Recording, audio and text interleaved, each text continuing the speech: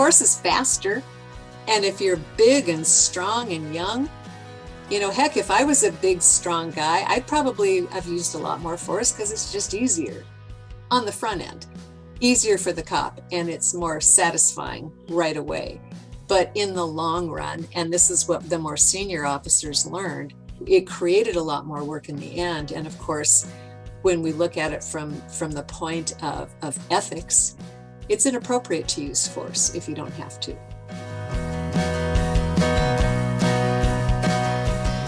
Welcome to the Legacy Project. My name is Jim Koppel, president of the Servant Ford Foundation. We're an organization committed to leadership development with a specific focus on service. This podcast and its related activities are about sharing the legacy we have inherited and discussing the legacy we still want to create. Legacy is more than cars, houses, boats, and material possessions that we want to leave to the next generation. Rather, legacy is about core values and beliefs that we inherited from a previous generation. They are the values that shaped us and defined us. Legacy is also about the values we develop or create that can be passed on or shared with the next generation. We will interview people from various backgrounds and walks of life. Some are famous, some, well, maybe not so famous, and others are simply our neighbors, our friends, people who live ordinary lives doing extraordinary things. Become part of this project by being intentional about legacy, more than just memories, but principles that have guided our lives and shaped our decisions. What is the legacy you choose to create? That's what we want to discover. Well, Sue, welcome to the Legacy Project. We're glad to have you a part of this podcast. It's a real privilege. I've known you for a number of years, and you're probably one of the more influential women working in law enforcement, probably one of the most influential people working in law enforcement. So it's an honor to have you a part of the podcast. That's very kind. Thank you, Jim. Yeah. So I first met you working with in King County on a methamphetamine project with your predecessor at the King County Sheriff's Office, Dave Reichert. Boy, that does go back. It does go back.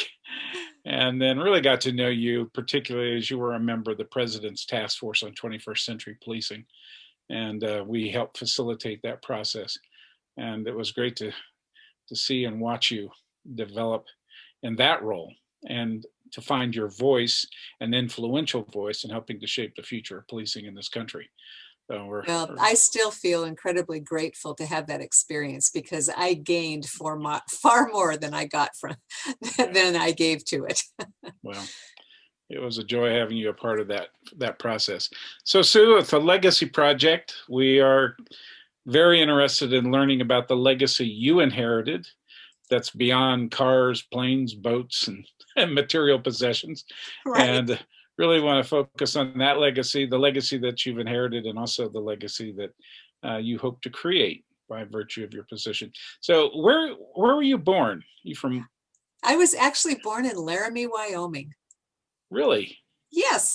People are very surprised to hear that. I lived there until I was 5 years old. And then our whole family moved to Seattle. And I've been here ever since. Mm-hmm. And what did your parents do for a living? My dad was an engineer at Boeing. I thought everybody's dad was an engineer at Boeing until I was in high school. My mom had been a nurse, and then she decided to be a full-time stay-home mom once my dad was employed at Boeing. So it's interesting. My folks moved from Kansas City to Seattle, and so that my dad would go to work at Boeing. See, I told you everybody's dad actually just worked at Boeing at some point in time. I think you're right. In my world. You're right. Exactly. So as you were growing up in Wyoming and eventually in Seattle, what high school did you go to in Seattle? I went to Newport High School, which is in Bellevue. In Bellevue, yeah. I went to Renton High School. Oh, with Dave. Yeah. Well, he went to Kent. That's right. Exactly. So do you have siblings, brothers and sisters? I've got 6 brothers. 6 brothers. Yeah, I'm number 3 in the birth order. So how was that, growing up with 6 brothers? To me, it seemed perfectly normal because I didn't know any different. Mm-hmm. And sometimes people have described me as, the duck that followed the wrong animal. I didn't follow my mother. I followed my father, He much, was a, much to my mother's chagrin. so your father was a major influence in your life. He actually really was. What were some of the things or values that he taught you that were significant that you remember? A couple of things that stuck with me. One is just hard work. You can achieve whatever you set out to do if you're willing to work hard enough. He would not accept excuses for not working hard. He expected all of us to get straight A's, and there was no forgiveness. I remember in high school, I got a C once, and I was grounded for a month for Oh, getting a C. And at the time, of course, I was very angry. But in hindsight, as an adult looking back, what that actually did was made me believe that I could earn straight A's and I should earn straight A's. what other kind of values? I mean, hard work and discipline were important. What else was significant? Family was everything. Mhm. Everything we did revolved around the family. My father wasn't a particularly religious man, but he certainly lived by deeply Christian values. And his weekends, his evenings, he spent all of his time doing things with his kids, whether it was motorcycle riding, building model airplanes. His life completely revolved around his family. And again, for me, I just thought that was the way of the world. When I later became a cop and learned about families that wasn't the case, it was pretty eye-opening. So, at what point did you decide to become a cop? Well, I would like to say that it was altruistic and I wanted to save the world, but that would not be true. I actually became a cop for the money. Mhm. My goal really was to go to law school, but I was putting myself through college, and when I did the math, I realized I couldn't possibly afford law school. And at that time, the late 70s, recruiting for women in law enforcement was just beginning. And I had no idea really what it would entail. But when I saw that I was going to start at 30,000 a year, I thought that was like winning the lottery. And so I decided to shift my major to criminal justice. I figured that would be a good pre-law degree. And I figured, I'll go be a cop for a couple of years, put some money in the bank, and then I'll go to law school and, get a real job. So, I first met you. You were at the King County Sheriff's Office. Is that where you started your career in law It enforcement? is. It is. I spent my 33 years there. Wow. Yeah, that's huge. So, at some point in law enforcement, did you realize that's where you were going to stay as a career? I did. When I first started out, I was the classic, I didn't know what I didn't know. And I jumped into it with both feet. I was blessed to have really good field training officers. They were really a good influence on me. And after probably about 6 months when I was in the field, one of my training officers looked at me at the end of shift and he goes, "Sue, you're never going to go to law school." And I said, "What are you talking about? Don't you think I can handle it?" And he goes, "No, no." He goes, "You are completely addicted to this. You're never leaving this." And as at first I was offended and I thought, oh, I can do bigger and better things. But what I realized is that I really, really enjoyed the autonomy of being a police officer, which probably sounds kind of weird. A lot of people are attracted to policing because of the camaraderie. And that certainly is an important part of it. But the autonomy was intoxicating because I was in an individual patrol car and I was sent to a call, which is essentially a problem. Somebody has a problem, they call the police, and you go help them figure out how to solve the problem. And I got to make the decisions. I got to decide, here's what we're going to do. I didn't know until many, many years later how much I like making decisions and I like being in charge of what's going to happen. But I really, really enjoyed the autonomy. And I also felt the first stirrings of what public service is. Before that, I had been, again, very career focused, have a successful job, make a lot of money. But I also had there was a part inside of me that was just sort of stirring but not understood. And the reward I felt when I was able to actually help somebody, I just hadn't experienced that before. And coupling that with the autonomy, I think that that pairing is what made me stay. So when you entered the profession, there were probably fewer women involved in law enforcement than there are today. What kind of barriers did you face? You know, it was funny. Ignorance was probably my best ally because I didn't know. I really didn't know what I was getting into. My first locker room was actually the janitor's closet that was converted. And I had to walk through the men's locker room to get to that janitor's closet that had a couple of lockers set up in it. But I had Hmm. grown up with six brothers, and so it didn't faze me at all. I Yeah. would just call down with this. I had to go down a steep flight of stairs, and I said, "I'm coming through. Put on your pants if you're shy." And I would just go back to my locker room, and it just felt fine to me. It really wasn't that difficult. The mostly men that I worked with in the field, for the vast majority of them, were supportive and helpful. And it felt like I was surrounded by my brothers. It was really quite welcoming that way. Where I found barriers was in the ranks above. And those were from men who just couldn't conceive of a female doing the same job. And what I learned and what I convinced myself is, if I work hard enough, they will appreciate me and they will accept me. And for the most part, that was pretty true. I'm very competitive by nature, and so I was always out trying to make the highest number of arrests and prove how brave I was and all those stupid things you do when you're 23 years old. And I just refused to see barriers. I think, again, when I look back in hindsight, um, it looks tougher than it felt at the time. So I'm kind of curious in terms of, I discovered recently on another project that I was working on that still today, only 18% of the sworn officers in this country are women. Right. And so we still have quite a ways to go. What do you think women bring to the profession that is unique to their gender or their orientation? Well, I can certainly speak for myself, and I Mhm. think it was probably a little bit different 40 years ago when I started than it is now. Mhm. But I know what I had to rely on was I had to use my brains and my cunning to get suspects to cooperate or to take them into custody.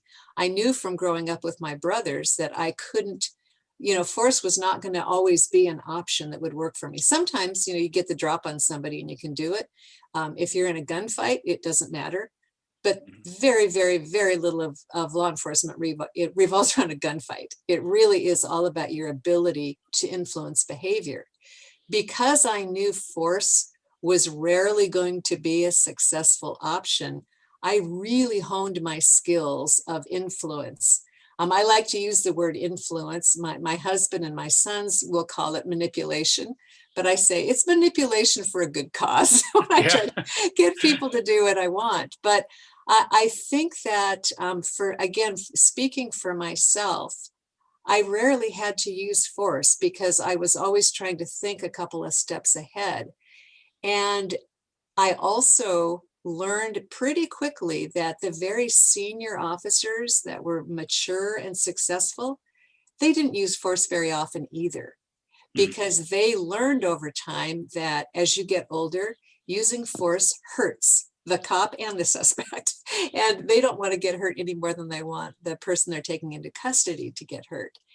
But I think for women coming into law enforcement, um, I never felt like force was going to be my best option. Sometimes I had to use it, and I got into my share of fights. But I think well, I'll give you a specific example. One of the first real knockdown drag out fights I got into, thankfully, the person that I had to bring to the ground had long hair. And so I just grabbed a couple of fistfuls of hair and dragged him down to the ground face first. And it was a really effective technique. Of course, I got teased like crazy, oh, of course you're going to fight like a girl and pull his hair. Well, within the next 2 years, I noticed that they were teaching hair holds in the academy. And hair holds became a very, very effective way of controlling people. So I can give you a very tangible example. But I also think that when we're training officers about making a decision about how to influence the outcome of an encounter, if you really focus on the non-force ways of gaining compliance, they're likely to work. Mm-hmm. Yeah. Force is faster. Yeah. And if you're big and strong and young, heck, if I was a big, strong guy, I'd probably have used a lot more force because it's just easier on the front end. Yeah. Easier for the cop, and it's more satisfying right away. But in the long run, and this is what the more senior officers learned, it created a lot more work in the end. And of course, when we look at it from the point of ethics, it's inappropriate to use force if you don't have to. Yeah. So you, for a number of years, were in charge of the Washington State Training Academy. And so you were instructing young officers or people coming into the profession. In terms of your own development and who you are as a person, what values did you bring into that position that were important to you that you would transmit to this next generation of law enforcement officers? I think my values have really evolved over time as I've just evolved as a human being, and tried to find my place in our democracy. And I think the value of service is one that was ignited in me when I started working the field, and it really slowly developed over time.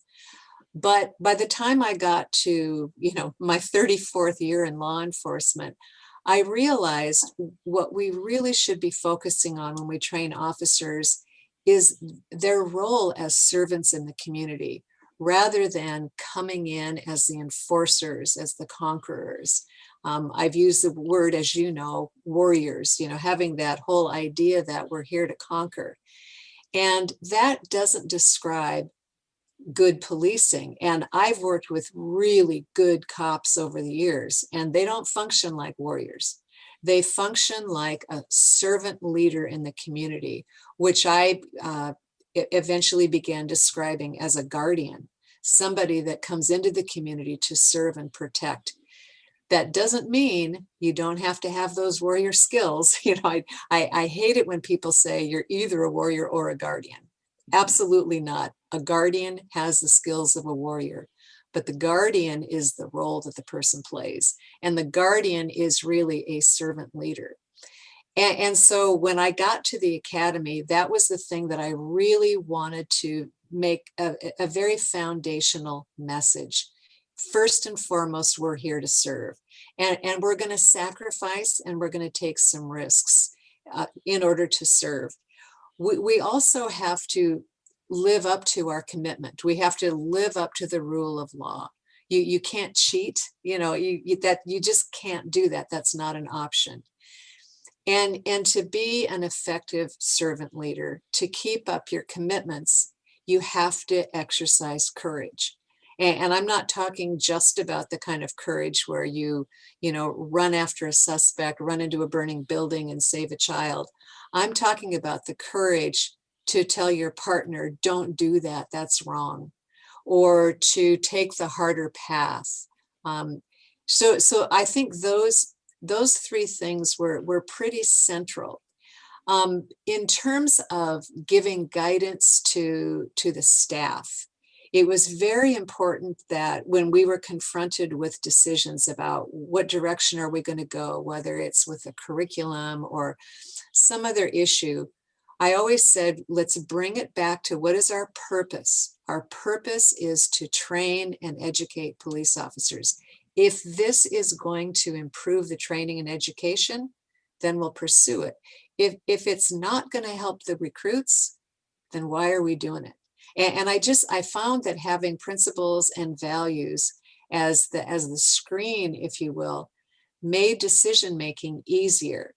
The decisions themselves weren't necessarily easy to carry out, but identifying which decision was the right decision became more clear when I and the people I worked with stayed true to, is this consistent with our values? We're talking with Sue Rahr, who is the former sheriff of King County, Washington, which is the Seattle area, and also the director of the Washington State Criminal Justice Training Academy. Sue, I'm going to go back to, were you the first woman, by the way, to be elected sheriff in King County? I was. Yeah, so that was a big transition.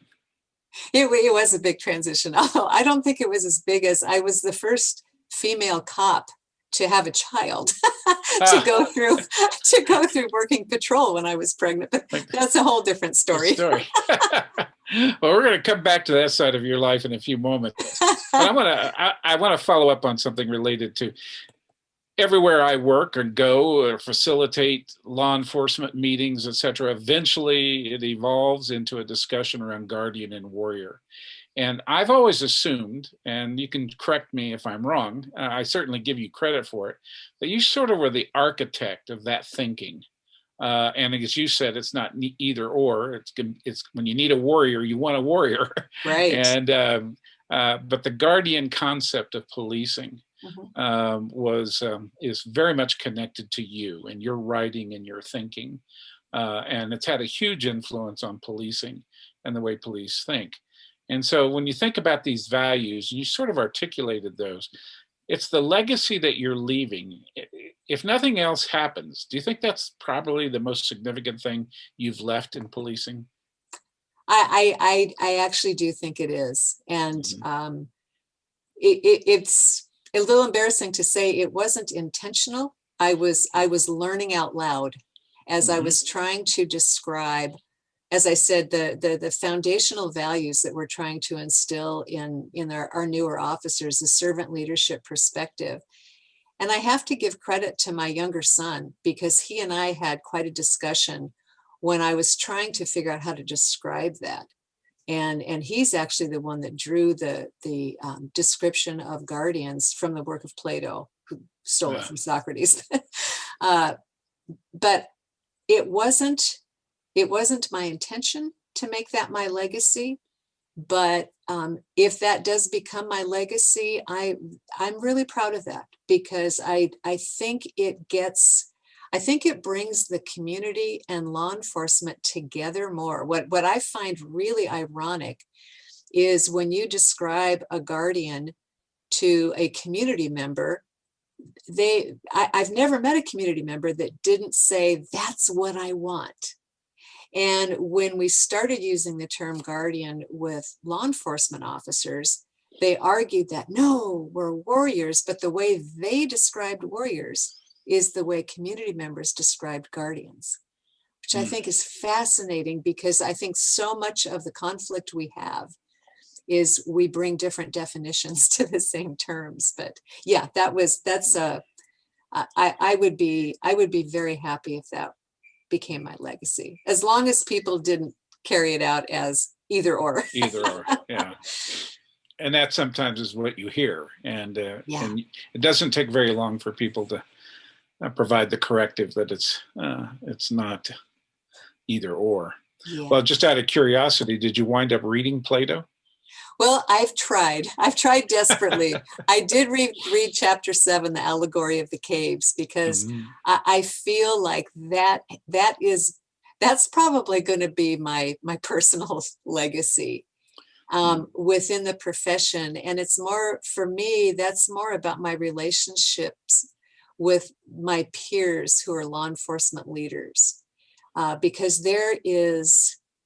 we're going through, I don't have to tell you this, a huge reckoning in this country about our criminal justice system. and how it was created, how it functions, and how it should function. And when I met Tom Tyler over a decade ago, that was the first time I even got serious about learning more about my profession in an academic way and studying my profession. And for me, that's when I began to realize all the stuff, all the knowledge I've acquired up to that point was very inaccurate and was limited and was two-dimensional, but well, maybe three-dimensional, but really very, very lacking. And as I've learned more, I feel like what Plato describes as the person coming out of the cave. And now I'm seeing a much deeper, richer picture of the reality of policing. And I want to go back in the cave and grab my peers and say, come out here. What we're seeing, those shadows we're seeing on the wall are not accurate. And we have good hearts. We're trying to do the right thing, but we're basing our actions on bad information. The sad thing I've learned in the allegory of the caves is once you go back in the cave and try to bring people out, people don't like that. They don't want to be brought out of the cave. And so I'm learning how to navigate that world now. Mm-hmm. What skills are necessary to bring people out of that cave? Oh, what do you think? I'll tell you, skills that I'm working on. I'm actually reading a book titled Think Again by Adam Grant. It's on the New York Times bestseller list. Yeah. But it's about how to have a conversation with somebody about changing their mind on a topic. And I have spent too much time trying to convince people based on factual information that, hey, this is demonstrably more accurate. This is factually correct. That doesn't go well, because if you're talking about something that's against a person's belief system, facts don't matter. And what I am learning, and what's being reinforced in this book, is the best way for me to try and influence somebody is to listen to them and ask questions. And that's really hard for a type A plus person like me, who prefers to tell people what's right and what's wrong. I'm having to be patient and stop talking and listen more. We went through a process in Washington State where we had a lot of legislative reforms that required I meet with groups of stakeholders for over the course of nearly 2 years, and a lot of families who had lost family members to police deadly force. And I learned the hard way that the more I talked to them, the more they rejected my message. When I finally stopped talking and started listening, they filled me. I mean, they had so much that they wanted to share. But once they were able to share their feelings, their beliefs, then we could have a conversation. And that was an epiphany to me. It's like, oh God, if I could just learn to be patient and listen first, then people are very hungry to have that conversation. But if I didn't stop and listen, that conversation wouldn't take place. It didn't take place. Eventually it did. And I have built probably lifelong relationships with community members that we would never have a conversation otherwise. Well, again, we're talking to Sue Rahr, former sheriff of King County, Washington. You're also a spouse. You're a mother.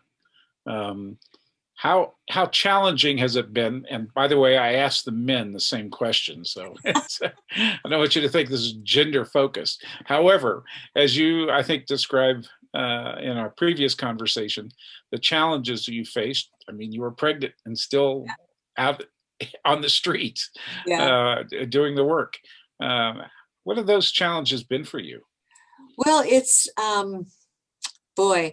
the challenges are mostly of my own making, and they're mostly fighting against a belief system that's buried deep inside of me. I was raised in the 60s, and my image of the ideal wife and mother was June Cleaver, or Yeah. for your younger audience members, Betty Draper from Mad Men. But that's what I thought the ideal wife and mother was June Cleaver. And then when I became a teenager in the 70s, the feminist movement really hit its stride, and I thought, oh, I'm going to jump on that train. I like this stuff better. So I tried to follow this feminist route, but all of that programming for June Cleaver was still deeply buried inside of me. And so I did, like so many women of my generation, I tried to be both.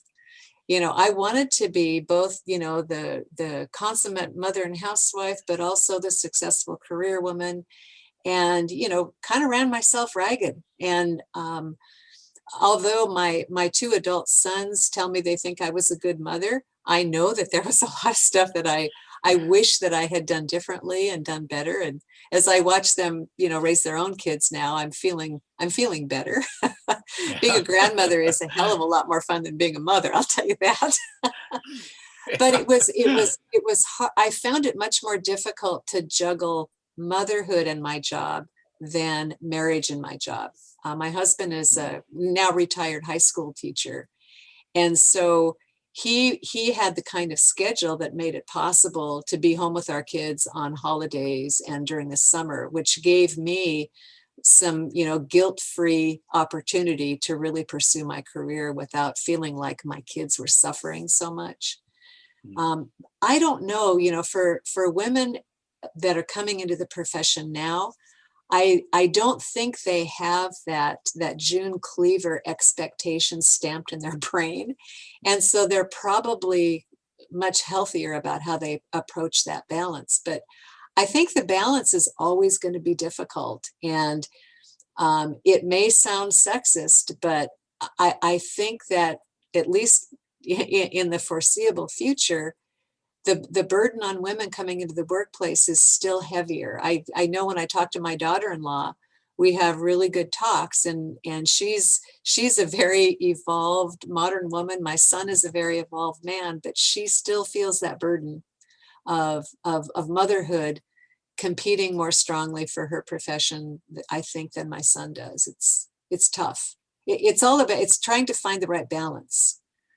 So, without revealing your age, I'm 64. That's fine. Okay, you're okay. I'm totally. In fact, I can't wait to be 65 because Medicare is going to be my ticket to freedom. I'm there with you. Yeah, I get it. I'm counting the months. So this also is a time in our lives, in our journey, where we're thinking about the legacy that we want to create.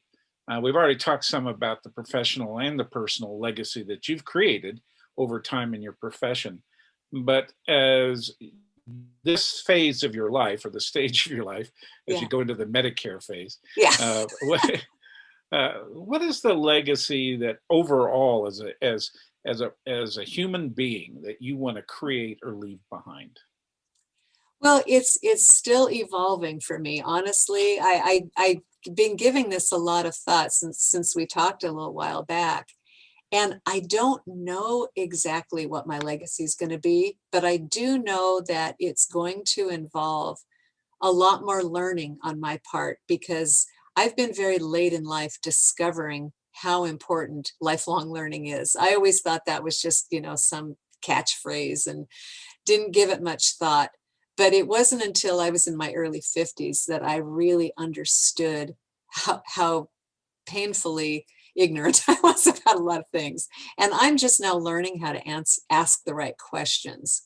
But I do know a couple of things. One is, although I'll retire from the academy and I've retired from the sheriff's office, I don't see myself ever retiring from the work of serving the community. There's so much that needs to be done. And I've learned about stuff. I've learned about the real history of the criminal justice system. I've learned about the depth of the inequality, and I can't walk away knowing that there's more information that needs to be shared with people in my profession.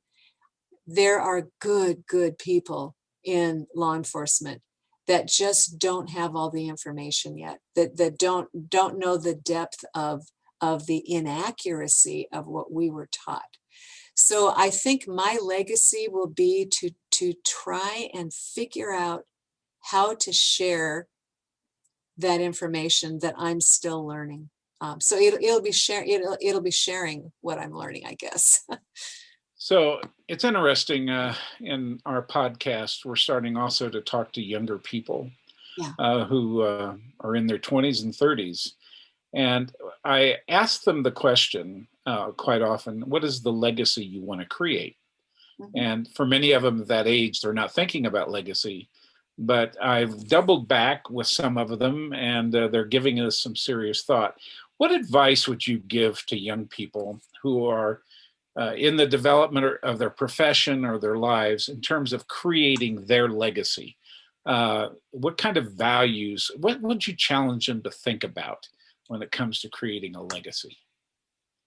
I think that don't ever feel like you're done learning. I mean, that's a huge part of it.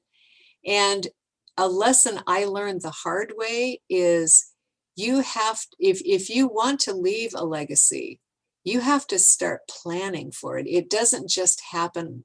Well, it will happen by accident, but it might not be the legacy you want. That's the problem. And if you don't think about creating a system to carry out the work that you've started, if you don't think about who are the people that I need to bring to the table to help with this work, who are the people, the organizations that I need to build relationships with and alliances with, you have to start that really early, because when you get toward the end of whatever your career is, it's too late at the end. And I left my first career without having laid that groundwork.